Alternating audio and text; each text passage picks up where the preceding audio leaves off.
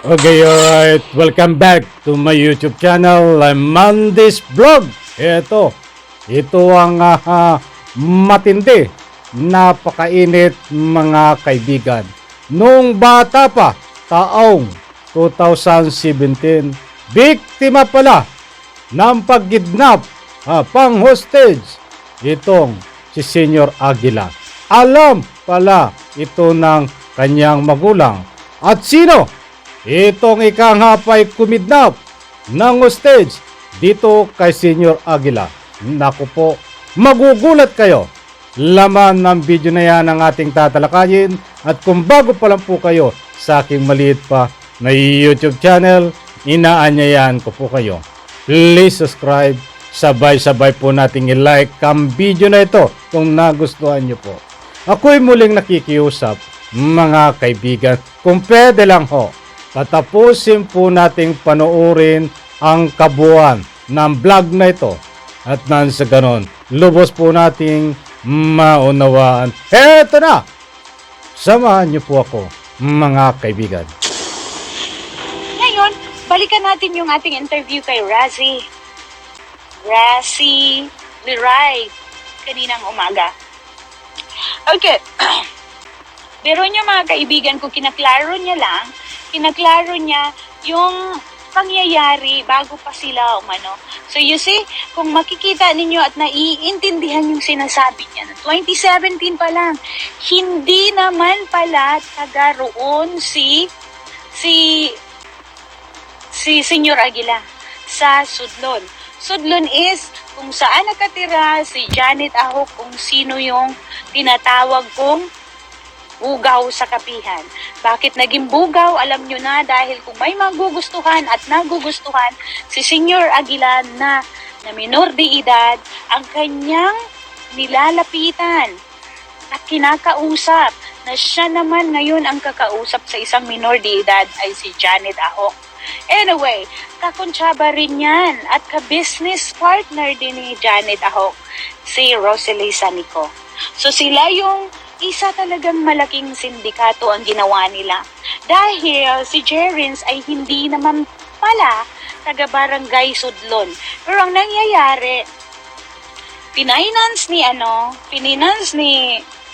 ni Karen Sanico na palipatin si Jerins sa bahay ni Janet Ahok. So, kaya nga nang sabi ni Razzie kahapon, ang bahay ni Janet Ahok ay isa lang skeleton dahil yung bahay na yon ay binigay sa kanya sa kapatid ng asawa ni Janet Ahok. So, isang skeleton. So, anyway, nung maibigay at pinagplanuhan na nilang ilipat yung bata para ma-mold, para ma-train, para talagang magamit nila si Jerins sa talino at sa talento niyang magpaiba-iba ng boses. Ganun ang gawa niya sa school, hindi ba? So ngayon, si Jerins then ay isa pang 16 to 17 years old. So, ngayon, kahit yung mga magulang niya, yung nanay niya, gustong bawiin yung bata, hindi na binibigay nila. Hindi binibigay ni Janet Ahok sa magulang ni Jerins Kilario, si Jerins. Bago pa naging Senior Aguila, si Jerins ay ipinatira ng mga sindikato sa bahay ni Janet Ahok. So, ang bahay ni Janet Ahok na pinatira si Senior Aguila or Jerins Kilario ay ginawang maganda. Kung nakita ninyo mga kaibigan ko, yung bahay na ng GMA News or lahat ng na pumunta sa Barangay Sudlon. Ang ganda mga kaibigan ko. isang made o bahay na bato. So, ang ganda talaga. So, pinfinance yun para doon ano si Jerins at inaalagaan ni Janet Ahok. So, ano na nila yun? Plano na talaga nila. So, biro mo yan, 2017 pa yun nangyayari na ginanon na nila. So, tapos ngayon, ang kakapal na mga mukha nilang maghabla. Kung kani-kanino, kasama na ang ating 5 pulis, kasama ang ating butihing chairman, dati at spokesperson na ngayon ng task force na nangidnap. Iyon pala, originally, sila, mga sindikato, ay mga kidnapper. Sila ang tunay na mga kidnapper dahil si Senior Aguila, Jerins, before Jerins Kilario, ay naging hostage nila ni Janjan Karen at Mamerto Galanida. Okay, doon siya binahay sa pinagawang bahay ni Janet Ahok. Gaya nga ng sabi ni Razi, isang iskeleto ng bahay na yun na hindi nga ganun kaano. Tinapos lang. Bahay na bato na ngayon. So, sila originally ang mga kidnapper. So ngayon, Jerins Kilario, yan na. Bibigyan kita ng ano para ikaw ay mabawas-bawasan naman ang inyong mga kaso. Ganun ang gagawin mo sa nanay. Sa nanay ni Jerins Kilario dahil baka akala ninyo, Manang, baka akala ninyo or hindi pala, baka naman mas matanda pa ako sa'yo, Aginang Kilario. Baka naman mas matanda pa ako sa'yo, mayroon kayong laban na mababawasan ang sentensya ng inyong anak. Meron at meron kayong laban. Magsalita lang kayo ng totoo. Ipaglaban ninyo ang inyong nag-iisang anak na naging sakim.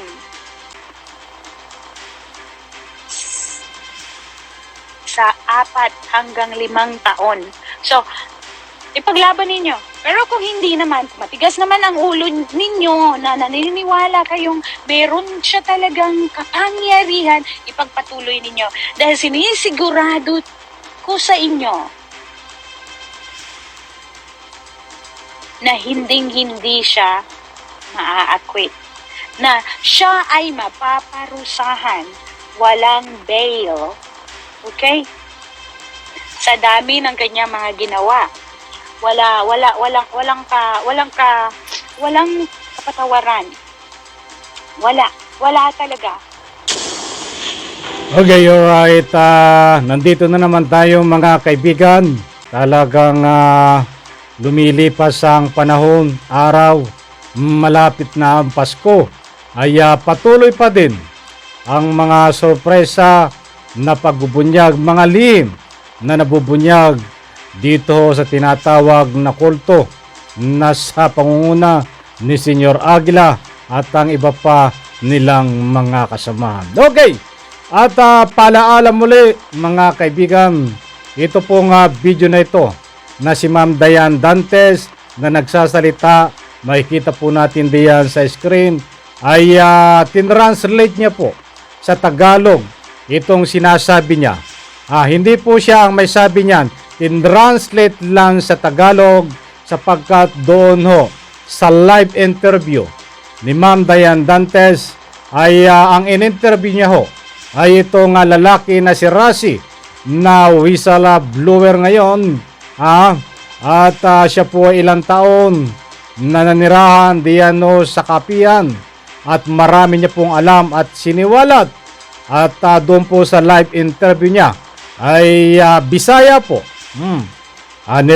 Nirerespeto po natin yan, mga salitang Bisaya, para naman ho sa kapakanan ng mga pure Tagalog na hindi nakakaintindi ng Bisaya katulad ko. Ay dito po tayo magbabatay ngayon sa tinranslate sa Tagalog ni Ma'am Diane Dantes.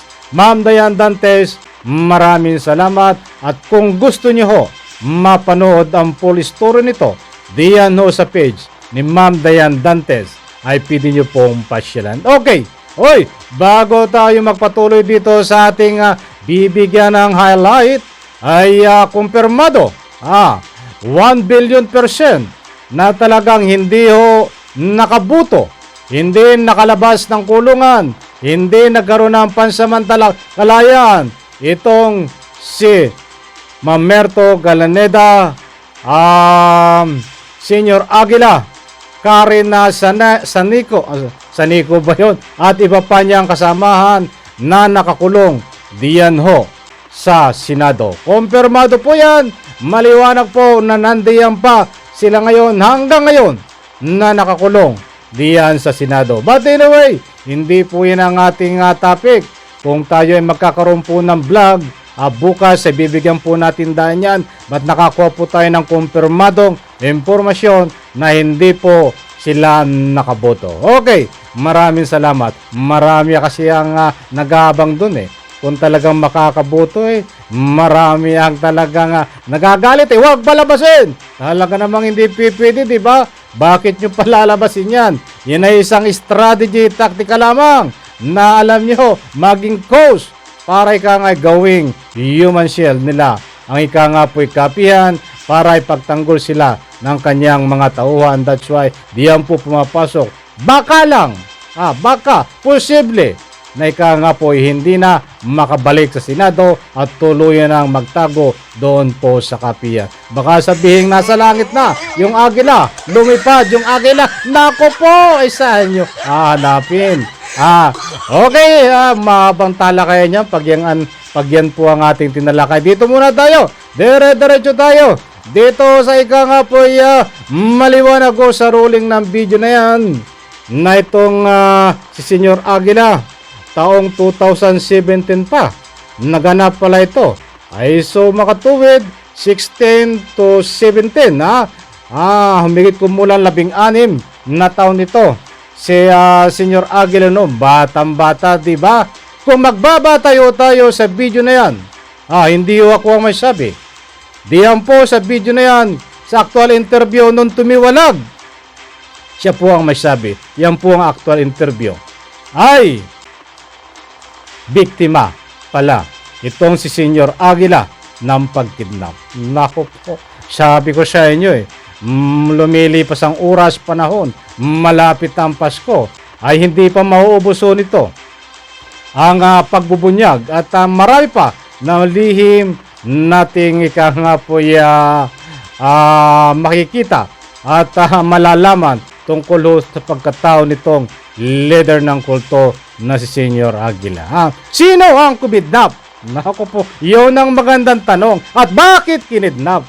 Nako po, talagang maliwanag po na sinabi din dyan ang mga pangalan nitong ni Karina Sanico, Mamerto Galaneda, at itong si Janet. Alam ko may iba pang makasangkot dito Pasensya na kung hindi ko nabanggit yung mga ibang kasangkot. Maliwanag ko yung mga pangalan. Kung sino ang sangkot dito sa pagkidnap, mga kaibigan. At bakit kinidnap? Yun ang tanong. At bakit kinidnap nga ba? Ay maliwanag din po sa ruling ng video na yan na mayroong hidden agenda. Ito pala ay hinubog. Alam nyo, pagbata pa na hinuhubog, tinutorture ang isip ng mga training na mali, ay pagtanda ho niyan ay ika nga ho, ay yun na ang kahihinatnan na ugali. Sabi nga po, pagbata pa, yan ang gandang hubugin, malambot ang pag-iisip. Ganyan ho ang nangyari dito kay Senior Aguila, mga kaibigan. Nako po, kaya pala ito. Alam nyo, hindi ko makalimutan yun sa Senate hearing na ito ay sariling tanong ko lang. Unang putok pa lang na sinabi niya, nasabi ni Senior Aguila ay Your Honor, Your Honor, hindi ko po kagustuhan na ako ay maging presidente ng Socorro Kapihan. Ako po ay walang pinag-aralan. Titingin kay Mamerto Galaneda bigla. Parang takot na takot sabihin nandun lang siya nakapundo. Kasi sinasabing wala siyang pinag-aralan. Waring may sumusukdot sa kanyang puso at isipan na gusto niyang idiretso kung ano nga ba yung ibig sabihin, bakit hindi niya madiretso. That's why titingin siya ng ganyan kay Mamerto Galaneda na parang takot na takot, mga kaibigan. Noon ho yun, wala pang ibang issue, mga kaibigan, na lumalabas. Ako lang ho ang nagbigay ng sariling public opinion ko doon nung pinapanood ko yung actual hearing. Bakit ho natin nasabihan ngayon yan? Tamo ho, hindi ho ako nagkamali. Ang daming anggulong lumalabas, natugma ho ang aking iniisip. Sabi ko, may hidden agenda dito. Unang-una, kahit si Senator Bato ay nagsalita na rin po sa bawat interview na malaking live stream na pinangangatawanan niya na ang takbo ng investigasyon ay ginagamit itong si Senyor Aguila, mga kaibigan. Kahit saan kayo pumunta na interview ni Senador Bato at kahit tingnan nyo ang public opinion ng mga komentarista na batikan, ang lagi sinasabi nila ay talagang lumalabas sa investigasyon ay ginagamit itong si Senyor Aguila, mga kaibigan. Kala ko'y nag-iisa ako, mga kaibigan, na ganyan ang opinion ay napakadami. Subalit diyan ho, din sa comment section, ay napakadami rin na nagbibigay ng kanilang public opinion na talagang ginagamit lang din itong si Senyor Aguila. Disclaimer lang po, mga kaibigan, kahit pa mapatunayan na ginagamit itong si Senyor Aguila, ay siya po ay hindi lusot sa kaso, mga kaibigan, dahil ginawa niya yon. Alam niya yun pumayag siya di ba? Naidoktrina nga ng kulto, ganyan nga, kahit mali ay papayag ka. Ganyan po ang nangyari dito kay Senyor Aguila. Okay, bakit po natin natalakay ito? Kung dumako muna tayo bago tayo magdire-diretso doon sa karurukan at tumalungkat doon dapat talungkatin, ito pala di umano ay alam ng nanay at binabawi noon ng kanyang nanay taon 2017. Subalit hindi nabawi. Magtataka po kayo. Magtataka po kayo kung bakit hanggang ngayon ay tikom ang bibig ng nanay ni Senyor Aguila. Ito pala ay may nanay pa, mga kaibigan. Nasaan nga ba ang kanyang nanay? Badyang no sa interview na nagsiwalat ay hindi po alam kung nasaan ang nanay. Wala po sinabi, kaya't wala po tayong idea. Bakit nasabihan ni Senator Bato sa kanyang interview din, tandang-tanda ko on the record sa aking vlog, sa next hearing ho ay magkakaroon ng paghalungkat dito ho sa katauhan ng kanyang nanay, mga kaibigan, kung ano nga ba ang lihim ng kanyang nanay, kung ano nga ba ay nga po'y sasabihin niya, kung ano nga ba ang pananaw niya dito sa pagkatao ng kanyang anak na nadidiin ngayon bilang nga po'y leader ng kulto diyan ho sa Katigan. Ang punto de vista po natin, mga kaibigan, dito bago tayo magtapos dito sa ating maliit na vlog, ito po ay mananatili na isang napakalaking katanungan, mga kaibigan. Hinihintay po natin dito. Hindi po natin alam kung anong mangyayari dito sa next hearing.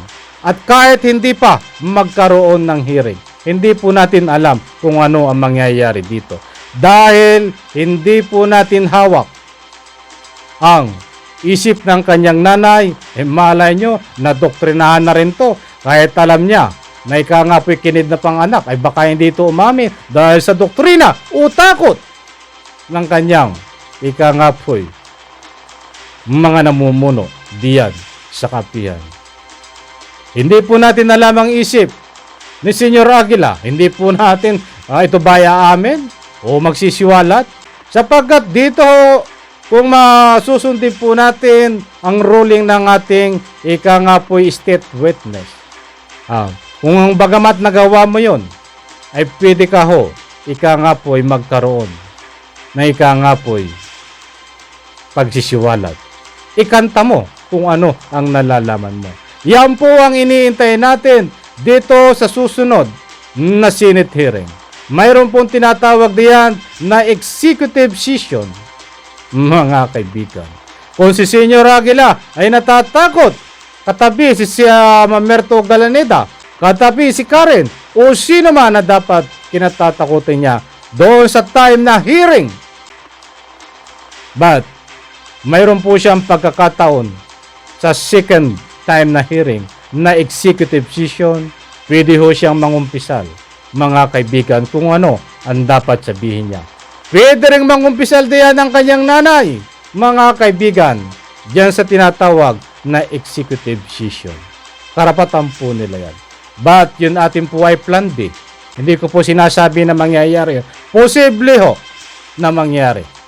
Dahil ako ba naman, ako lang ang madidiin. Alam ko naman na ako ay hindi ko ginusto ito. May nag-utos lang sa akin. Isang senaryo yun. Kung katayuan ako ni Senyor Aguila, siyempre gagawin ko ang lahat, mga kaibigan, para lang ika nga po'y malinis ang aking pangalan. But dito ang aking public opinion sa pamamagitan po ng kulto. Parang malabo ata. Ay sana ho, hindi malabo. Dahil pag sinabing leader ka ng kulto, kahit mali yan, paninindigan mo tama. Yan po ang nasa isip ngayon ni Senyor Aguila. Kaya't hindi pa rin po tayo nawawala ng pag-asa na ang kanyang isip sa pamamagitan ng kultusim. Ang tawag doon, kultusim ba? O sa Tagalogin na natin, sa pamamagitan ng kulto. Baka siya ay mauntog ang ulo at biglang magbago. At ituro niya nga kung ano nga ba ang buong katotohanan. Hindi o natin kinakampihan dito si Senyor Aguila. Na tatalakay po natin ito dahil mayroon po tayong pinagbabasihan diyan po sa rolling ng video na pinakita ko po sa inyo, mga kaibigan. Sana ho naunawaan nyo at abang-abang po tayo, mga kaibigan, at naniniwala ho ba kayo dito sa ating ikangay tinalakay na nakidnap noong bata pa itong si Senyor Aguila. Kung naniniwala po kayo o hindi, diyan po sa comment section ay bukas po. Pwede ho kayong magbigay ng public opinion. Wala na po tayong oras. Next na po ating shoutout. Maraming salamat. Pagpalain po tayo lahat. Sabay-sabay po nating ilike ang video na ito. Maraming salamat po at palakpakan.